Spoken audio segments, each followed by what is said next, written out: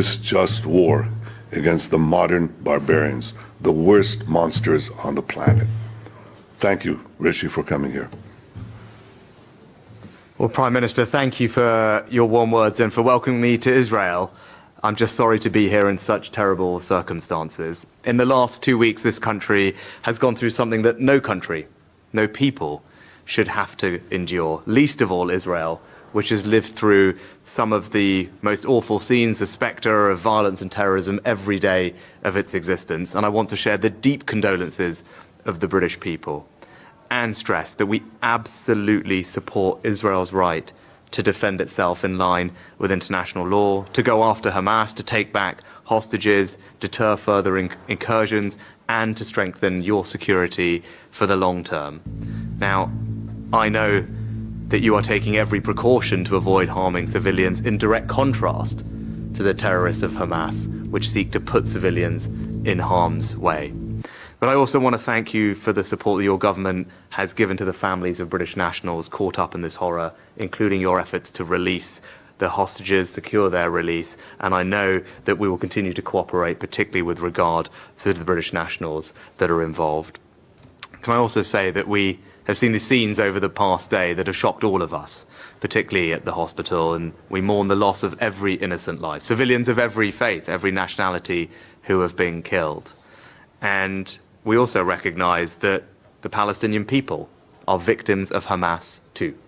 And that is why I welcome your decision yesterday that you took to ensure that routes into Gaza will be opened for humanitarian aid to enter. I'm glad that you made that decision. We will support it. We're increasing our aid to the region, and we will look to get more support to people as quickly as we can.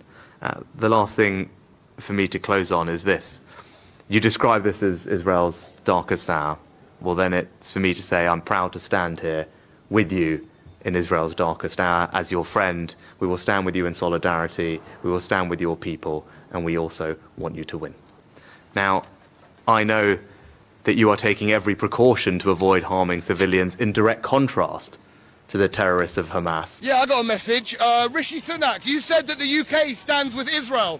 I think you find that we don't. Why don't you go to Ireland and ask them if they support Israel? Why don't you go to Scotland and ask them if they support Israel? Why don't you go march the streets of the UK? There's 300,000 of us right now. Ask them if they stand with Israel. You do not represent our voice. You clearly don't understand the people. And on top of that, you just fucked up the next election for yourself.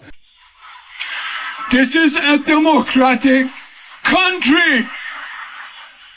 And our Prime Minister goes over there and stands next to someone who has murdered 5,000 people, innocent people, children and families in 10 days. Who has displaced millions of people in 10 days? He hawks them. He stands to the people who call us animal people. He is educated here. He's been to America. He's from a good family. Is he your Prime Minister? Why is that defied? Why is that defied? Why is that people like him to be our Prime Minister?